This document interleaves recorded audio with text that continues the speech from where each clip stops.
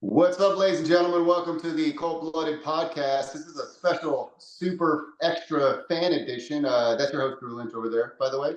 And that is my co-host, Isaac Allen. And today we have a special guest, our dear friend, fellow comedian, the hilarious Megan Gailey, also a Colts Megan fan. Gailey. Yeah, Yay! that's what's up. Megan Gailey and I went to high school together, Lawrence Central High School on 56th Street in Indianapolis, freaking Indiana. That's right. I am going back in 3 weeks for my 20th high school reunion, No way. which coincides with Colts Bears at Lucas Oil. Ooh, love Are it. you Are going? you going to the game? I'm going, my mom, dad, son, husband, and best friend for her 40th. Love that. Love that. That's what's up. This is the first year since, I believe, 1986 that my parents do not have season tickets. Oh, wow. And my dad had to buy tickets, and they were in the 300 level. And I said, that's not where I belong. That's not going to work. So he bought 4 in the 300 level and then 2 in the 100 level. Because I Love was that. like, what happened to us? And he's like, I'm old now. I can't go to every game. And I'm like, yeah, but what about me? This isn't about you, Jeff. It's not even about the Colts, Jeff. It's about me. Yeah. It's about me. Well, let's just jump right into it then, because Drew have talked about it ad nauseum, the laboring points over and over again. But I want to hear, you as a Colts fan, the things. How did you think the offseason was total? Like free agency plus the draft. I think that Anthony Richardson's health is so important that everything else around the team is great, unless this thing, so it's yes, Latu, take an organ from me. What do you need? I love you. I'm really coming around on Alec Pierce. I love that I started liking Michael Pittman Jr. more from his roommate being on Hard Knocks. There's definitely parts of the team that I'm okay, yes, it's weird for the defense to now be the more seasoned, because that's just a 180 from what we're used to as fans. Everything seems really good. I thought the draft was great. I think Ballard is a really good GM and has handled a job that's probably difficult given how active Irsay is as an owner. But I think if Richardson is not healthy, the off-season moves in the draft are sort of a moot point. Well, I know Yeah. Drew and I definitely, Drew, you can chime in on this too. We love Ballard too, but we've had our reservations lately. I mean, trying to navigate a guy like Luck retiring just like that, unprecedented, never happened, and still managing to get winning seasons and a playoff season coming out of that, and then coach turnover. I'll give Ballard that. His frugality bothers me. Yeah. Yeah. They've never been a spend team. They've never had a flashy free agency. I think as fans, we would love that, especially probably wide receiver. There's always it always seems like there's 8 to 10 wide receivers that it's come on, we can't spend on that. That's just not how they are. I don't know that that's a Ballard thing. I think that is an ownership thing of we are just a team that historically wants to build through the draft or smart trades, and they don't go out and get big names. They just don't.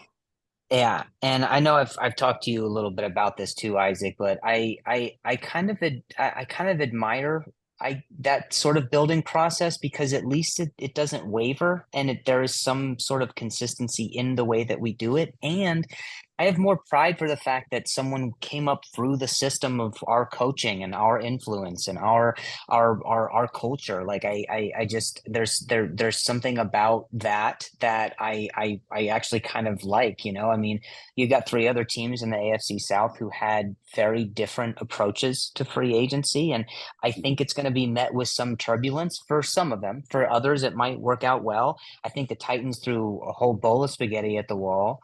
The Jags, I mean, you know, they did also go out for some things and for some you know, some key positions in free agency, and then of course the Texans. They're, I mean, the one thing that I would say the Texans and the Jags have as an advantage is that they really do believe in their quarterbacks, and that's an immovable piece.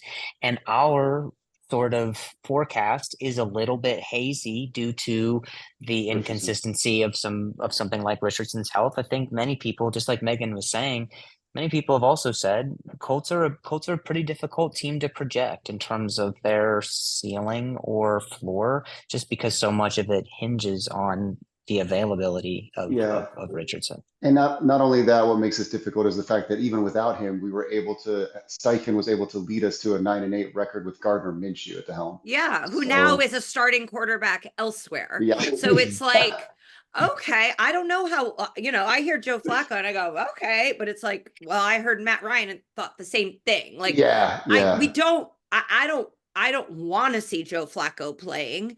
I think that means, and that's nothing against him. No. That's nothing against him. It's like, I want to see Anthony Richardson. Like, the ceiling is off the charts. And then, you know, my husband is like, Bill Simmons said to not draft Anthony Richardson. I'm like, I'm sure he said that. Dude, you know, fuck like Bill Simmons. Fuck Bill Simmons. I cannot like, stand that motherfucker. That's not where I have like zero reservations about Anthony Richardson. Like, I'm like, let's fucking go. Let's honestly. All in.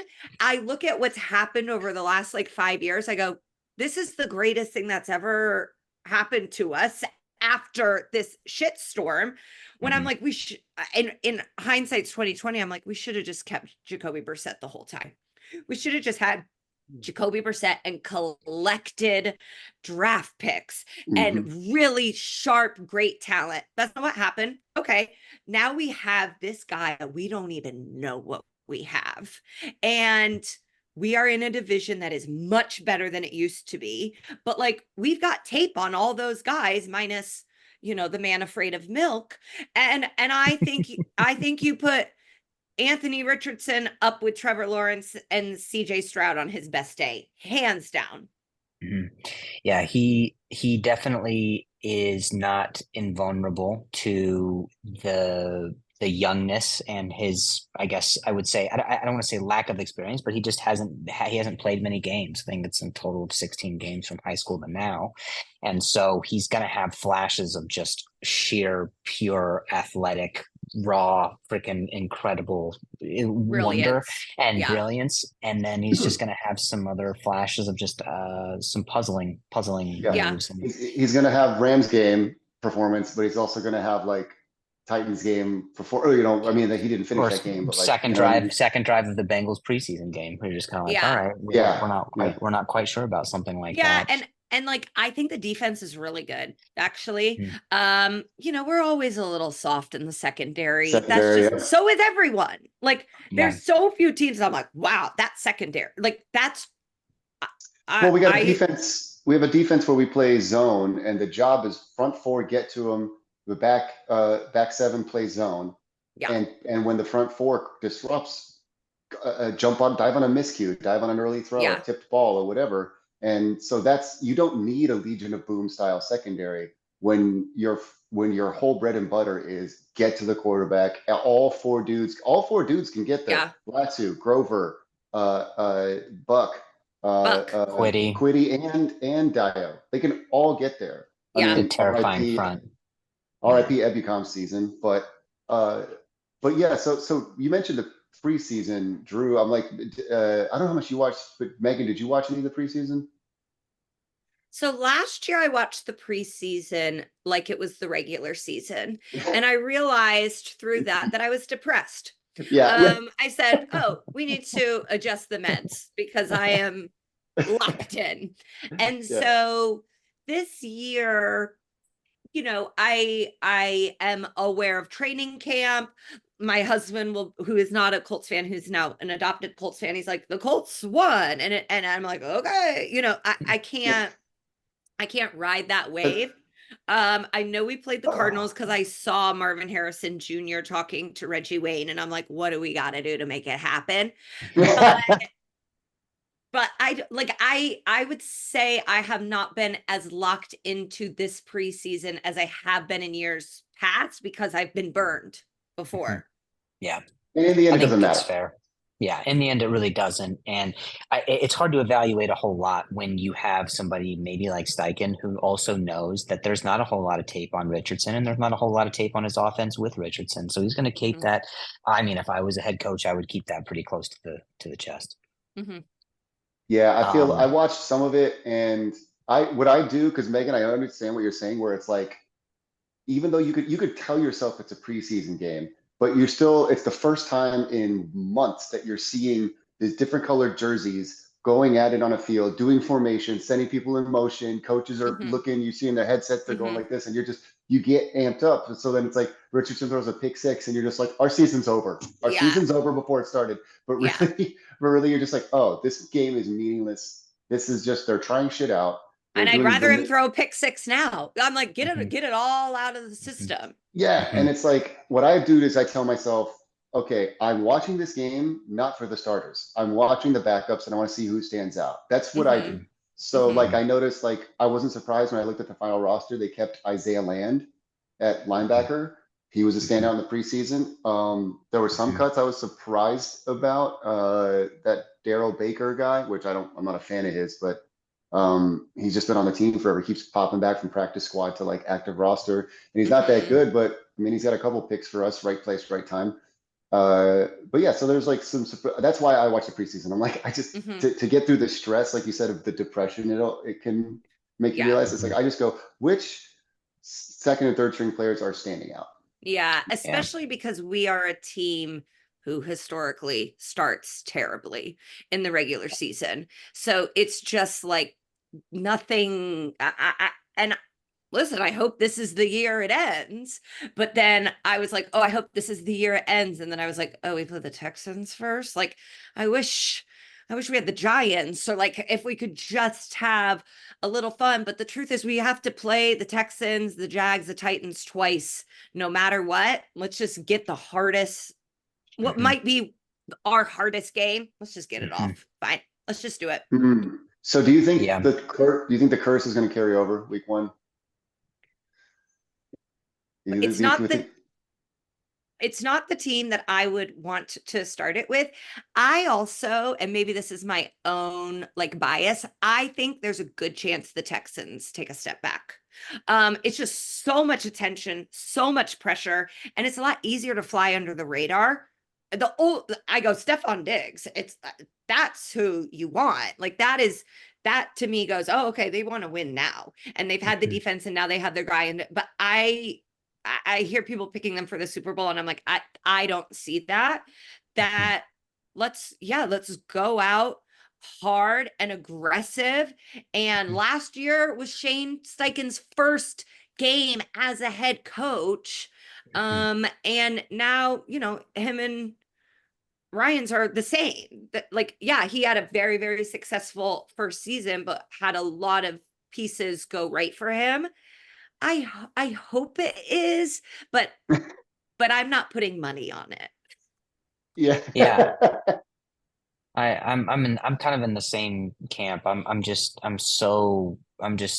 don't even know if it's optimism, but it's just cautious, because you want to be so excited for like season in and season out, the commitment that this team puts to even just staying in a relationship with their teammates. I mean, one thing that I really like is that Steichen has advocated for consistency almost since the beginning of him getting here. And yeah, that might extend itself to something like Gus Bradley, but it also might extend itself to something like we have all but 2 free agency signings with Joe Flacco and Mhm, Raekwon Davis, the mhm, defense, the nose tackle, and that's it. Everybody mhm. else is everyone else. We're the only team in our division, which I guess I could be proud to say. We'll see how it pans out. But I guess I could be proud to say we're the only team in our division who we're bringing back the same cast. We're literally Mhm, like, let's run it back, but let's mhm, do it in a way that, okay, Steichen's got a year under him, and he's got more time with our very, very raw but coachable mhm. quarterback. And Jonathan Taylor is starting the Mhm. season. Like I think he, because of last year and just because of running backs sort of level of respect within the league, he gets overlooked. And it's like, that's just really a guy that you can't overlook. And I do think his legs are pretty fresh. And Mhm. he's Mhm. obviously so smart and so incredible. And like, when that deal, when people would ask, like, do you think they should do it? I'm like, overpay him. Who cares? Like, Yeah. if you're gonna overpay someone, he's the guy to overpay Yeah. and get it done. And I'm so happy he's on the team, and he helps Richardson so much. He's Mhm. invaluable. I was gonna say that's what exacerbates your point about like Richardson being the linchpin, like the crux of like how far this team goes. Because of like, it's not just Richardson. It's like he took 2 snaps with Jonathan Taylor last year in the regular season and didn't interact with him on either of those before he got hurt. It's like no one Mhm. has seen that RPO. I mean, we saw it in the preseason, but it's not like people are going down. They're not trying to take big hits. You know what I mean? And it's like, Mhm. so that compounds Richardson's importance because it's like Minshew, watching Minshew run read options with Jonathan Taylor was like just sad. It's just too sad. Because like I think Minshew tucked it 3 times the entire season. Mhm. He actually Mhm. did it and he tucked it, and both times he got sacked. Like it was just like, but with Richardson, there ain't no sack happening. It's like it's either Mhm. going to Jonathan Taylor or he's gonna bust it out through a hole or around the end. And And for hopefully all slide. Yes. And Yes. For all of Gardner Minshew's shortcomings, Isaac, he did also do some things where he didn't necessarily cost us a game for a lot of it. You know, he No, game I managed like pretty me some well. Gardner. And yeah, and under Steichen, I think he gave some level of stability to the team. But to Megan's point about JT's legs, like even in that last game, that game closer against the Texans. I mean, he ran for, I don't know what it was. It was 180 yards, I think, 180. Was it I 1,000? mean, yeah, it was 180 yards. I mean, so He he's lights the definitely, Texans up He always, does. no He matter does. who it is. So he that's does. fun. It is fun, and it's something that I like in that, like, even in the draft we added to our strengths. I mean, we that's something that I like. We didn't try to necessarily get maybe a number one draft pick for our, or excuse me, a round one draft pick for our secondary. We were just kind of like, listen, they were young last year, they're going to be young this year, even if we add to it. Let's add to a strength with the no with our with Latu being taken 15th, for 14 other players to go ahead and be offensively taken, and then for us to get the Mhm. number one. I mean, and we just added to a strength, and then even in our second and third rounds, adding to the lines, we just get like Chris Ballard. He continues to entrench himself with the concept of you win up front, and our type of football, I think, looks very different than, say, the Texans or the Jaguars, Mhm. who are our competition in the division. Yeah, I wish the division hadn't gotten so good when we were sort of, and it almost feels like our defense is like ready, Mhm. especially veteran wise. Like you look at those veterans and Mhm. you're like, I someone got left out of the Pro Bowl last. Was it Grover Stewart? Like Grover Yes, Uh, Stewart last he's year, so I good. thought had the best season of any Colts player. Like He's so Big good. Grove is, when he is on the I field, he is so good. I And put Zaire up there too, though. I put yeah, Zaire with him. Of I think, and course. I think they both didn't make the Pro Bowl because No. people don't think of the Colts as a defensive team. We're a small market. There's just like probably a lot of factors, Also, but when you're next to DeForest Buckner, you yeah, get overlooked, yeah, no matter how yeah, good you do. absolutely. And I'm like, the defense is sort of ready to go right now. Can the Mhm. offense catch up?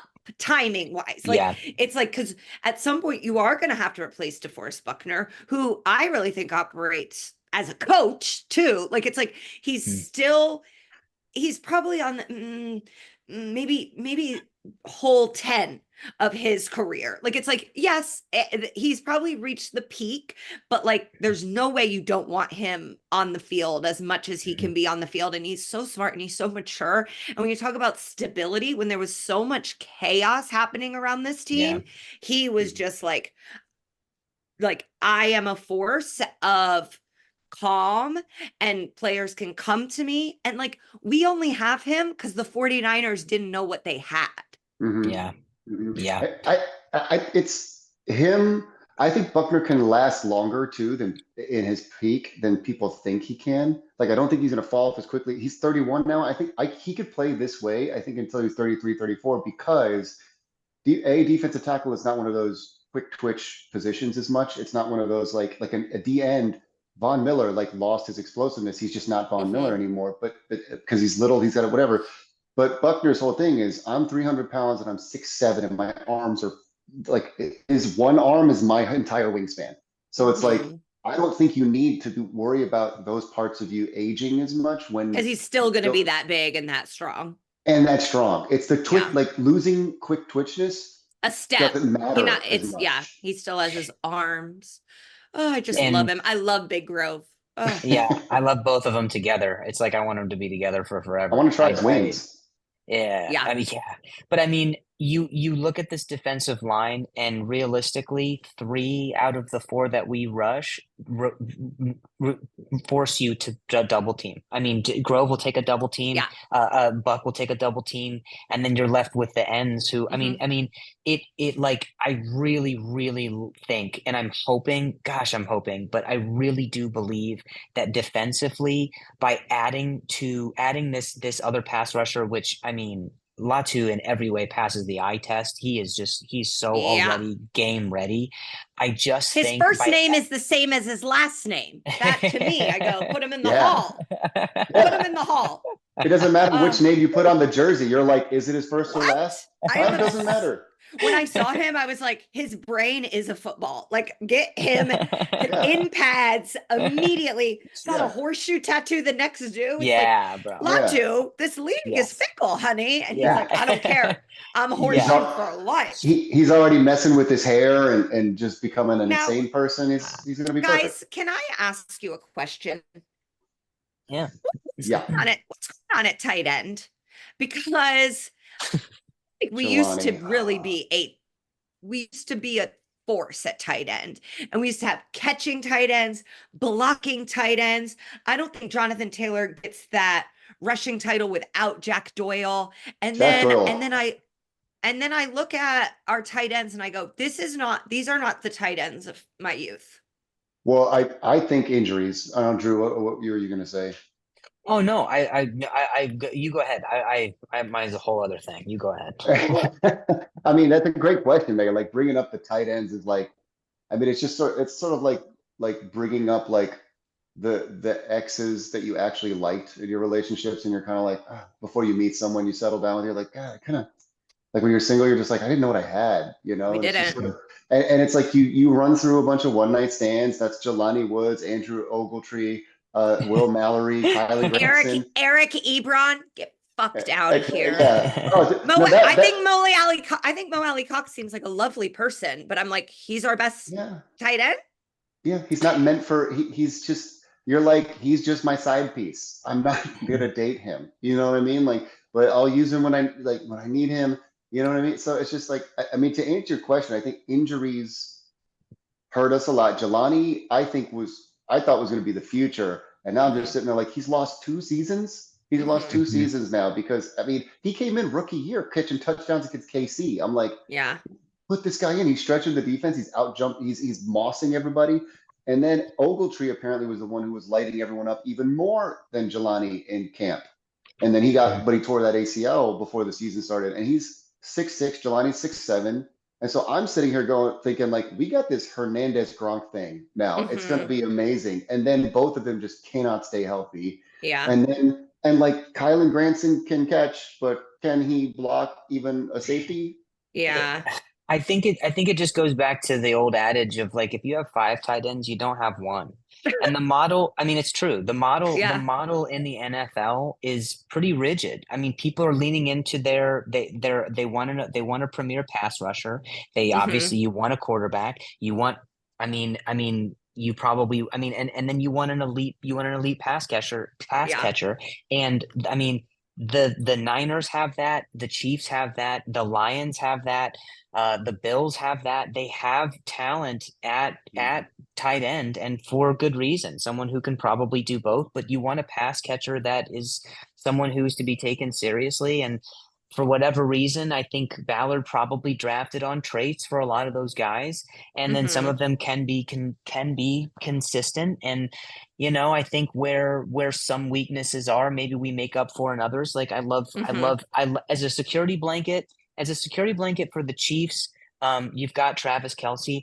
I think as Hmm. a security blanket for the Colts, you've got somebody like Josh Downs. I think he grows into that role. Is his separation, his ability to just kind of just be there, and that you can go and he's going to come down with it. MPJ is the same, but he's not as Yeah, twitchy as yeah. Downs. But Yeah. if you're looking for separation and you're looking for someone to get to the sticks, I mean, I think that Josh Downs is actually instrumental for Anthony Richardson's development too. Yeah. Yeah. We're And they adding feel a like real like peers Mhm. in like a Mhm. Jamar Chase, Joe Burrow. Even though they weren't teammates, it's like, okay, we are coming to this team like at the same time, and we are now the face of it. Yeah. Yes. So when it comes to week one, then Megan, what's your projection? What's your prediction for the game? So I'm landing at LAX at 9 a.m. And then I'm hoping I sleep on the plane. It's a 6 a.m. flight out of Boston. So I don't know. I've shows the night before. I hope they go With well. those You'll dirty sleep. Pats fans. I'm You'll going, sleep. I'm gonna, well, no, I'm gonna be in Foxwoods, Connecticut. Yeah, I guess they Okay. will be Pats fans still. Yeah. And then I'll sleep. And I think I think there's a chance that the first half looks a little rocky and also exciting. And I'm hoping that the Texans pressure and is CJ Stroud dating Amber Rose, which he's not, and like any other sort of strange things. I don't know if you guys saw that the owner's wife like was making fun of the Browns recently. I'm like, okay, yes, let's get some drama around them, which I actually think the Texans are like a pretty good organization. I think they saw what was Yeah, yeah. a really bad situation. We're like, we're good. Thank you. We're going to collect our draft pieces and have made the most of it. And I actually do like them as a team. I wish they were not in our division because I Yeah, really yeah. We genuinely talk about that. We talk about that. Yeah. I like everything about them. The Titans get fucked, can't stand you. The Jaguars, I forget about you. But it's like the Texans I genuinely like. And if we were to lose to them, I wouldn't go, the season's over. Just because that's what it is. I really want Goodson to have a redeeming moment. Ooh, I that's a think the good way point, that Megan. the season ended, it was so heartbreaking and Yeah, so much of yeah. it went onto him. And I'm so glad he's still on the team. And I think Mhm. that speaks a lot to Steichen And and Ballard. and Ballard and offensive coordinator to just be like, you know what? That was our bad. We put you in a bad situation and you got We blamed, we, and that's we gave you Gardner Minshew as a quarterback. We're yeah, sorry. and we took you off the bench when we have an all-pro running back here that we could have thrown to, handed the ball to, a lot of different Mhm. options there, and we got a little cute and we put you in a tough situation. And like I think he could have like a breakout moment anytime in the first 3 games to just like be like Mm.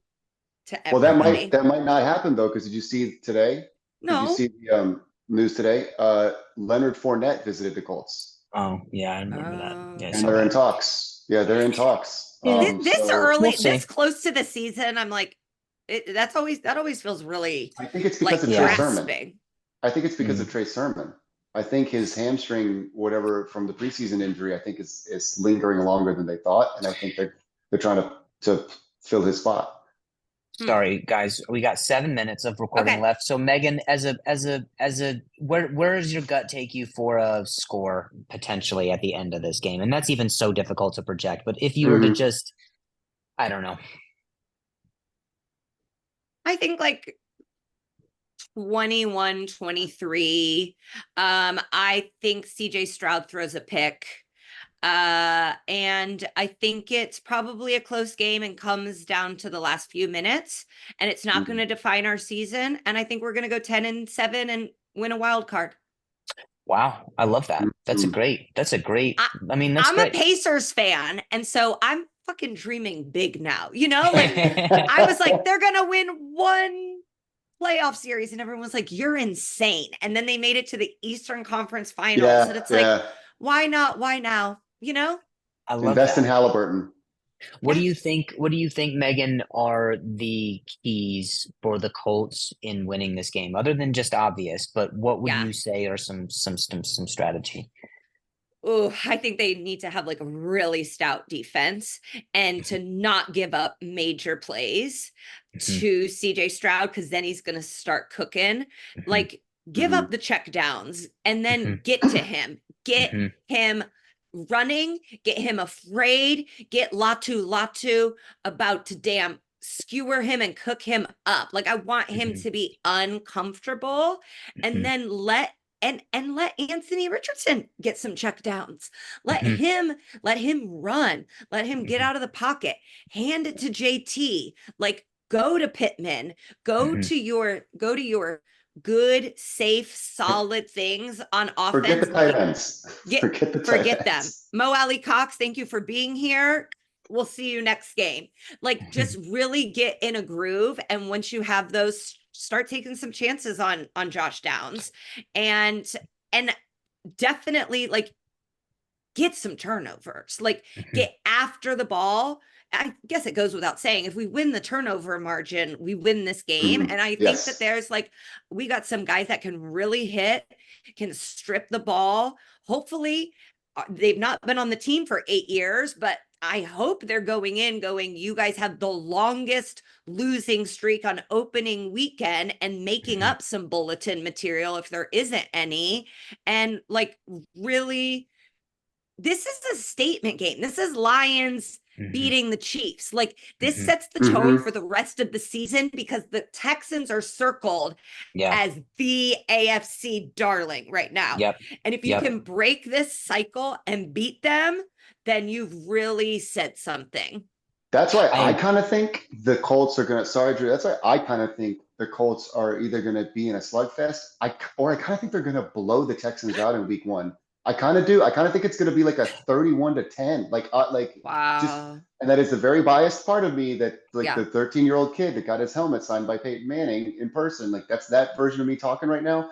But it's just like, how long can a curse last? We know they can last a long time, but it's like week 1, there's just something different. And Drew and I talked about this. There's something different about this season going in. There's something about having this new quarterback, having gone 9-8 with Gardner Minshew and a secondary that couldn't get a passer rating on average below 100 allowed to opposing quarterbacks, and yet somehow 9-8. It starts with this coach. It starts with the game plan, and I just think that on offense, Steichen is going to have a better game plan than DeMeco Ryans have. And I think in him and old Coot, scooting with Coot, they're gonna get it together, and they're just gonna find a way to run all over the Texans. And then and the Texans have a vulnerable offensive line. Their offensive line is vulnerable. They have, outside of Laramie Tunsil, everybody's pretty average or below average. And so our front four with Latu added to what's already 5 dudes that can get 6+ sacks, I think we have a shot of literally just running the score up on them, and they can't follow up. I almost want it to be kind of like what Megan was saying, where you just kind of make some layups and we just kind of start really just methodically in a way that's not splashy at all. And I almost just want just kind of like a bleed it out. Like, I almost want it to just be like, they just came out, stood on business. It wasn't like, there wasn't even an air about like, oh no, we're being aware of the fact that we're winning. I kind of just want it to just be like, no, we just kind of went out there and then just did what we do with a a stout run game, a stout defense. We had our young quarterback in a situation where we didn't have him in a position of volatility. And then we just beat the Texans because I think the talent and the coaching, if it all comes together, we are a better team. I do believe that. Yes. And I think Diggs is going to mess up that locker room. Speaking of drama, you were talking about earlier, Megan, I think I talked to Brenton Biddlecombe, who, if you don't know, there's a very funny comedian who works for the Improv and does spots there, but he's a huge Bills fan. And he told us, I told him we were worried about the Texans. Like Drew and I had talked about it. We were kind of worried about how just good they are stacked there. And he goes, don't worry about it. And I was like, why? And he's like, Diggs in that locker room, he's going to tear it apart. And I was like, oh, all right then. Like, okay. Wow. Yeah. Haley Steinfeld is thanking her lucky stars right now. All right, Megan, This is January 1st in football land, so it's like we're so optimistic. It's like I'm gonna work out 5 days a week. I'm never eating dairy again. And then, cut to Sunday, I'm crying. I'm in a fight with my husband, and he said, you always do this. And we're back in business. I think that's a perfect thing to end on. Megan, thank you so much for joining this podcast, keeping it loose and just like 100% diehard fan vibe. Like that's the whole point of this podcast. It's just like speak your mind, talk your shit.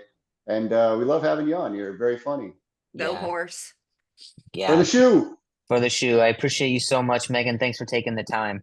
Thank you, guys. Go Colts. Okay. I'll talk to you Sunday. All right. Sounds good. Yeah. See you then.